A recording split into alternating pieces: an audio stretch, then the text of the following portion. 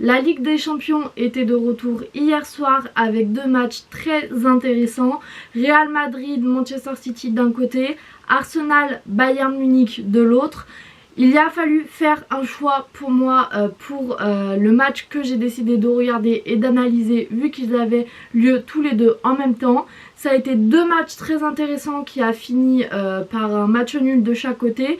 Et pour ma part, j'ai décidé de regarder et donc d'analyser dans cette vidéo Arsenal Bayern Munich qui s'est fini sur un 2-2 et qui, même s'il avait l'air moins intéressant que Real Manchester City, a été un très beau match tout de même.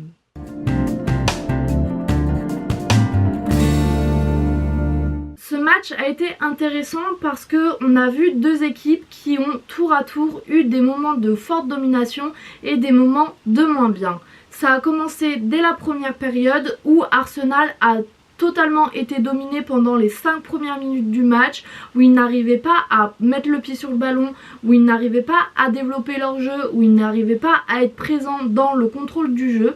Mais ça a duré, comme je l'ai dit, que 5 minutes. Après, c'est au tour du Bayern qu'il y a eu un gros moment de moins bien, où l'équipe n'arrivait pas du tout à développer son jeu. Le jeu consistait principalement à des jeux longs, à balancer la balle en avant en espérant qu'un attaquant le récupère. Ça n'a pas marché bien entendu parce que la plupart du temps c'était un défenseur d'Arsenal, voire le gardien d'Arsenal qui récupérait le ballon. Et pendant ce temps-là, ça a permis à Arsenal de développer son jeu et d'aller marquer le premier but de cette rencontre assez vite. Après ce but là, c'est vrai qu'Arsenal s'est un peu reposé sur ses lauriers, j'ai l'impression, a plus laissé le Bayern jouer, a plus laissé le Bayern contrôler le jeu et donc très vite ils ont réussi à égaliser. En pensant que l'égalisation est surtout la faute, je pense, d'Arsenal qui a mal relancé son ballon et qui n'a pas réussi à assez bien défendre. Et c'est un autre point que j'ai trouvé intéressant sur ce match-là, c'est que si on a deux attaques et deux milieux qui étaient quand même assez bons, on avait aussi deux défenses très fragiles, j'ai trouvé, que ce soit du côté du Bayern ou d'Arsenal, on avait deux défenses qui ont été mises à mal sur ce match-là. Du côté du Bayern, sur les deux buts, la défense est complètement à la ramasse, que ce soit Davies, Dyer, De Ligt. Ça n'allait pas tout simplement, ils étaient toujours en retard, les relances étaient compliquées, contrôler les attaquants, donc Saka, Jesus, Trossard, c'était très compliqué pour eux. Et ça montre un peu pour moi les difficultés du Bayern cette saison, c'est qu'on a une très belle attaque avec Kane, avec le Roi Sané, avec Gnabry, mais du côté de la défense ça n'est pas du tout ça. Du côté d'Arsenal, ça a été un peu le même problème. Sur le premier but du Bayern, on a une mauvaise relance à la base des défenseurs, des milieux de terrain. Et ensuite on a une défense qui n'arrive pas du tout à rattraper son retard, qui n'arrive pas à rattraper cette erreur de relance et qui vont encaisser un but. Sur le penalty pareil, c'est aussi la faute de la défense mais pas que, parce que Leroy Sané fait une course de 50 mètres dans la défense, dans le milieu de terrain sans que personne ne l'arrête. Donc déjà première faute, que personne ne l'arrête, pour moi c'est totalement inadmissible à ce niveau là. Et deuxième faute, c'est Saliba qui va faire une faute dans la surface et qui amène le penalty. Moi je pense que sur les 4 buts qu'on a vus sur le match Arsenal-Bayern, les 4 auraient pu être évités si la défense avait été un peu mieux, si la défense avait été dans un meilleur jour, parce que je pense que ce soit la défense de Arsenal ou du Bayern, on peut avoir une belle défense, on peut avoir une défense qui tient la route. C'était pas le cas ce soir-là, mais pour moi, dans de meilleures conditions, ça aurait pu l'être. Pour revenir sur cette histoire de domination, donc pendant ces périodes de creux, les deux équipes ont concédé, mais il y avait aussi des grosses périodes de domination des deux côtés, et on le voit dans les chiffres, dans les statistiques qui sont à peu près les mêmes, que ce soit au niveau des dribbles, au niveau des passes réussies, au niveau de la possession du ballon.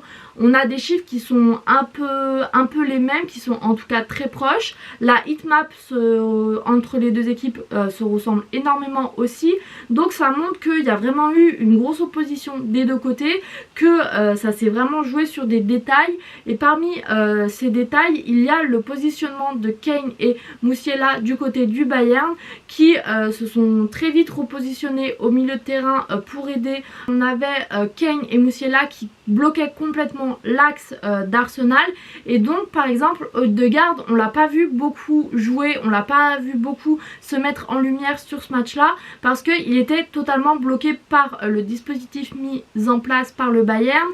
Bloquer l'axe, ça fait que Arsenal devait complètement jouer sur les côtés, et pour moi c'est pour ça qu'Arsenal a eu du mal à développer son jeu. C'est parce que ce jeu sur les côtés au bout d'un moment était très téléphoné et il n'y avait plus aucune surprise pour les défenseurs du Bayern qui n'avaient pas trop de mal à les contrer.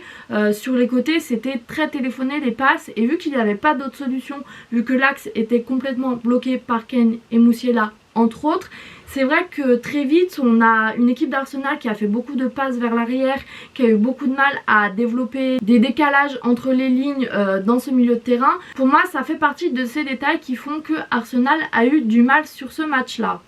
Du côté du Bayern, j'ai trouvé aussi qu'il y avait un peu cette difficulté à construire du jeu, mais d'un autre côté avec Kane et avec Leroy Sané, ça a été une équipe qui a été très douée en contre. On a vu à de nombreuses reprises Leroy Sané complètement dépasser toutes les lignes d'Arsenal.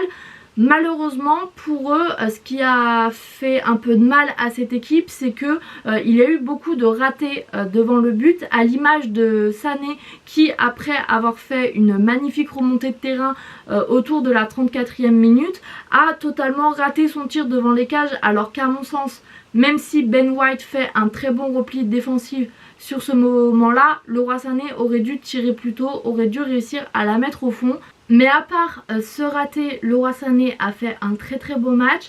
C'est lui qui est à l'origine des 2 buts du Bayern. C'est lui qui a beaucoup aidé l'équipe par ses courses, par ses décalages. Sa vision sur la passe du premier but, elle est... Je dirais pas incroyable parce qu'en soi la passe c'était pas forcément difficile, mais il fallait quand même voir le positionnement des joueurs. Donc pour moi Leroy Sané a quand même fait un bon match, même si il restera peut-être en tête toujours ce raté, surtout si le match retour se perd sur un but.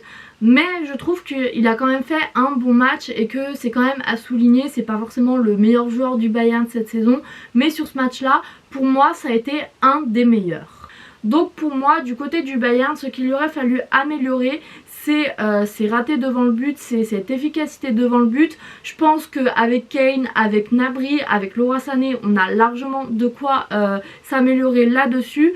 Donc pour moi c'est ces deux éléments qui ont fait que le match est resté un match nul et qu'aucune des deux équipes n'a réussi à marquer. Pour finir cette vidéo et pour la conclure, j'ai trouvé que c'était un match assez intéressant à voir parce qu'on avait deux dynamiques complètement différentes. On a Arsenal qui a tendance à marcher sur l'eau depuis un certain moment, qui est en lice pour le titre de champion d'Angleterre de Première Ligue cette saison et qui a tendance à montrer un très beau visage ces derniers temps.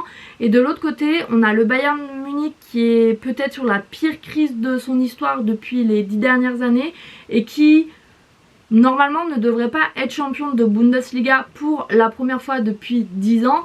Et donc j'avais un peu peur qu'on tourne très vite à un match où Arsenal domine complètement le Bayern.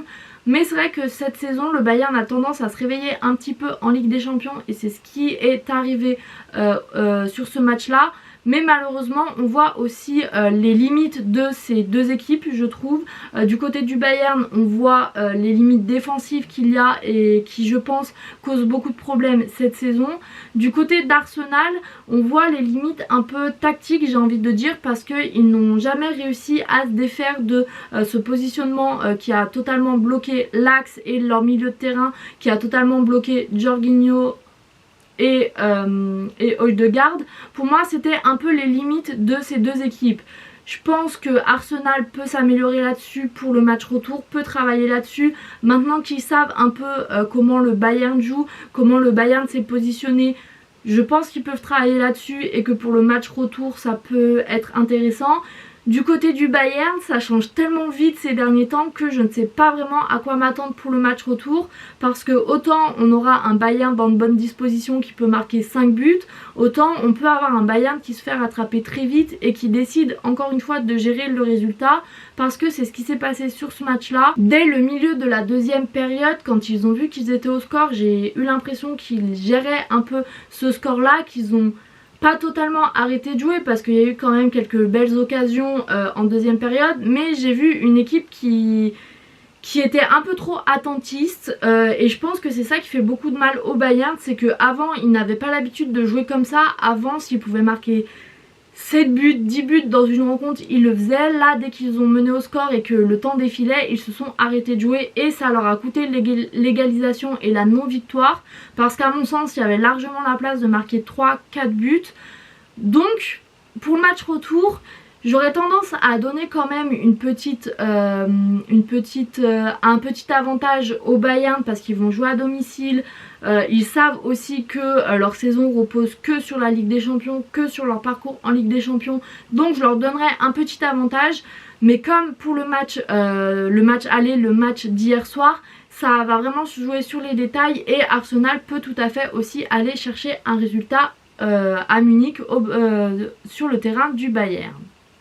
Pour cette vidéo, je vais m'arrêter là. J'espère qu'elle vous aura plu et quant à moi, je vous dis à bientôt pour une nouvelle et salut!